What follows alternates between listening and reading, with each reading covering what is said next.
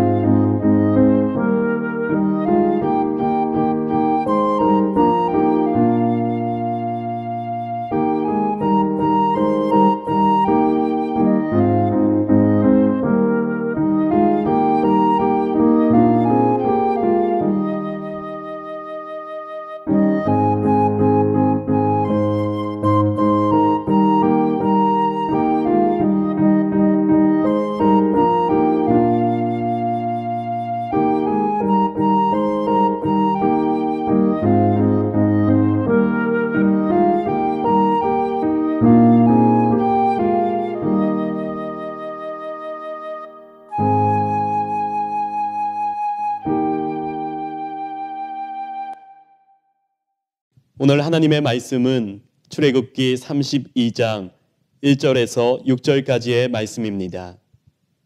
구약 성경 131페이지 전후에 있습니다. 봉독하시겠습니다. 백성이 모세가 산에서 내려옴이 더딤을 보고 모여 백성이 아론에게 이르러 말하되 일어나라 우리를 위하여 우리를 인도할 신을 만들라. 이 모세 곧 우리를 애굽 땅에서 인도하여 낸 사람은 어찌 되었는지 알지 못함이니라. 아론이 그들에게 이르되 너희의 아내와 자녀의 귀에서 금고리를 빼어 내게로 가져오라. 모든 백성이 그 귀에서 금고리를 빼어 아론에게로 가져가매 아론이 그들의 손에서 금고리를 받아 부어서 조각칼로 새겨 송아지 형상을 만드니 그들이 말하되 이스라엘아 이는 너희를 애굽 땅에서 인도하여 낸 너희의 신이로다 하는지라. 아론이 보고 그 앞에 제단을 쌓고 이에 아론이 공포하여 이르되 내일은 여호와의 전릿이니라 하니 이튿날에 그들이 일찍이 일어나 번제를 드리며 화목제를 드리고 백성이 앉아서 먹고 마시며 일어나서 뛰놀더라.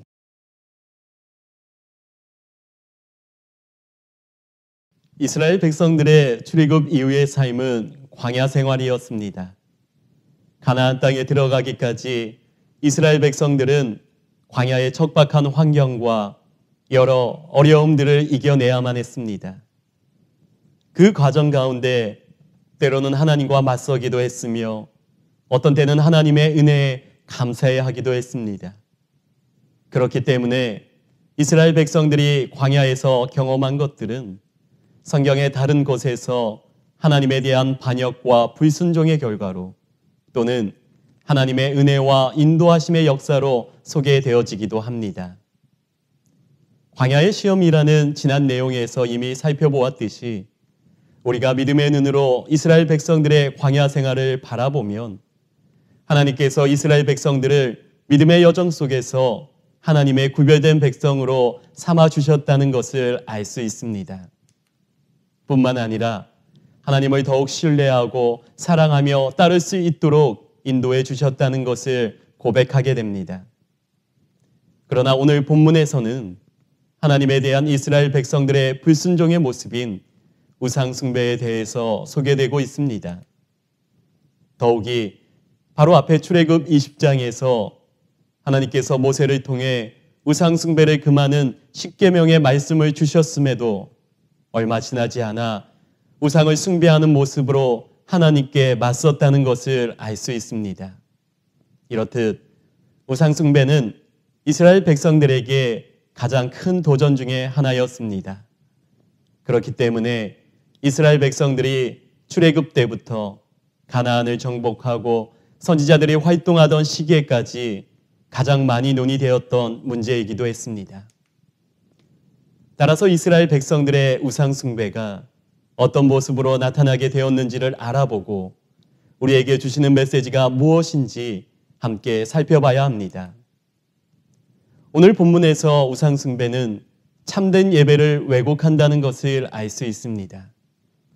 이스라엘 백성들이 아론에게 우리를 인도할 신을 만들라라고 말합니다.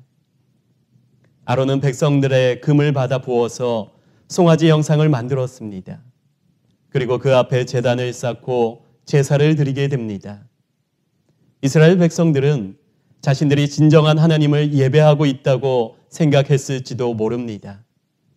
하지만 그들의 예배 방식은 하나님의 말씀에 어긋난 것이었습니다.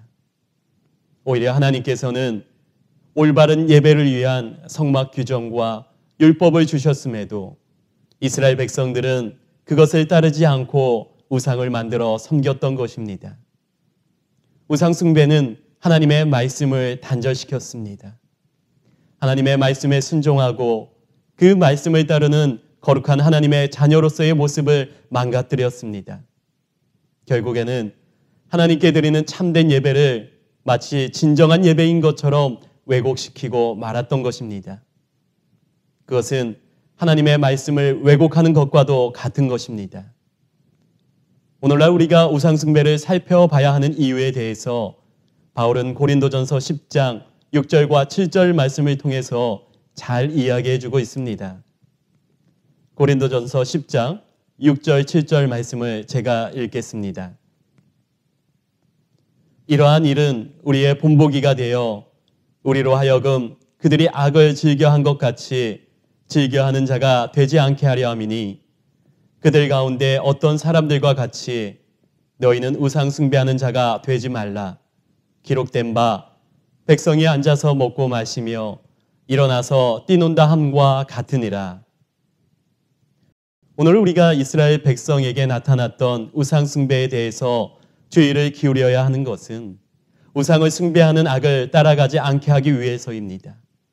우상 숭배에 대한 경각심을 일깨워주기 위해서입니다. 하나님을 온전히 예배하기 위해서입니다.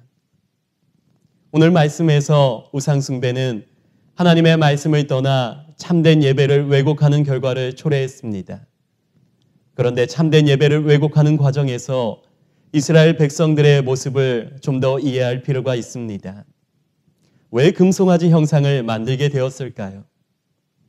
하나님의 말씀을 따라 자신들을 이끌었던 모세가 산에서 내려오지 않자 불안했던 것입니다. 마음의 불안함에서 시작된 두려움은 결국 눈에 보이는 형상을 만드는 데까지 이르렀습니다. 결과적으로 하나님의 자리에 다른 사물을 대체했던 것이지만 그 과정에서 이미 마음에 하나님께서 주시는 평안과 안정을 대체할 모습이 필요했다는 것을 알 수 있습니다. 따라서 우상 숭배라는 것은 단순히 다른 사람이나 사물을 섬기는 것만을 이야기하는 것은 아닙니다. 우리의 마음에 하나님이 아닌 다른 것을 더욱 사랑하고 의지하며 그것의 마음을 빼앗긴다면 그것이 우리의 우상이 되는 것입니다. 이스라엘 백성들이 금송아지를 만드는 데 사용했던 금은 애굽에서 가져온 전리품이었습니다. 이 모든 것들은 하나님께서 이스라엘 백성들을 구원하시면서 주신 것이었습니다. 하나님의 은혜의 증거였던 것입니다.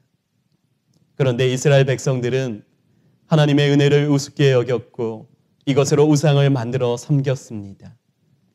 결국 하나님의 은혜를 잊어버리면 우리의 마음은 하나님으로부터 떠나버리고 맙니다. 하나님으로 가득 채우지 못한 마음은 세상의 것을 쫓아 나의 만족을 쫓아 다른 것을 바라보게 만듭니다.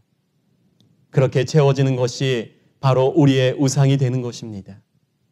또한 하나님을 향한 예배를 왜곡하기까지 하는 것입니다. 우상 숭배의 모습은 지금의 우리들에게까지 큰 영향을 미치고 있습니다.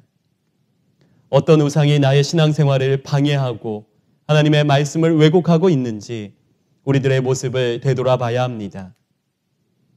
우리의 신앙생활이 나의 만족을 위한 것이라 생각을 하며 기쁨과 행복함만을 추구한다면 너무나 쉽게 우상 숭배에 빠지게 됩니다. 궁극적으로 우리가 드리는 예배가 하나님을 영화롭게 하는 것임을 기억하시기 바랍니다. 우리는 하나님께서 중보자 되시는 예수 그리스도를 우리에게 보내주셔서 하나님께 나아갈 수 있도록 은혜를 베풀어 주셨다는 것을 믿음으로 고백할 수 있어야 합니다. 우리의 마음에 하나님의 말씀과 은혜가 가득 흘러넘쳐 언제나 주님만 찬양하며 섬기는 하나님의 자녀 되시기를 간절히 소망합니다. 함께 기도하는 시간을 가지겠습니다.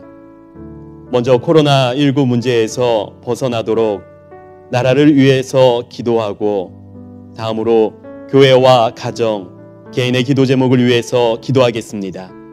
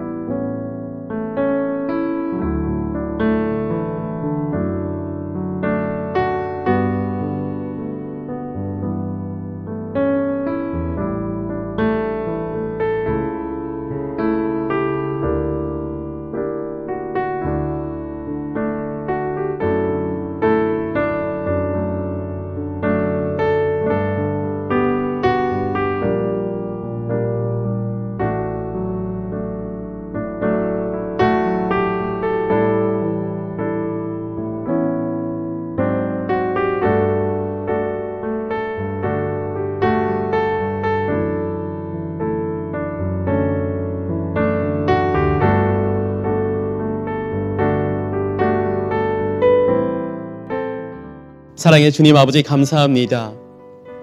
하나님께서 우리를 자녀 삼아 주시고 하나님의 은혜 가운데 살아가게 하셨으니 감사합니다. 하나님 우리의 마음에 하나님의 말씀으로 가득 채우게 하여 주시옵소서. 세상의 것에서 만족을 얻고 기뻐하는 것이 아니라 주님이 주시는 그 말씀으로 위로를 받고 하나님께서 주시는 그 말씀으로 힘을 얻어 이 세상 살아갈 수 있도록 인도하여 주시옵소서. 감사드리며 예수 그리스도의 이름으로 기도드립니다. 아멘. 하늘에 계신 우리 아버지여, 이름이 거룩히 여김을 받으시오며 나라에 임하옵시며 뜻이 하늘에서 이룬 것 같이 땅에서도 이루어지이다. 오늘날 우리에게 일용할 양식을 주옵시고 우리가 우리에게 죄 지은 자를 사하여 준 것 같이 우리의 죄를 사하여 주옵시고 우리를 시험에 들게 하지 마옵시고 다만 악에서 구하옵소서. 대개 나라와 권세와 영광이 아버지께 영원히 있사옵나이다. 아멘.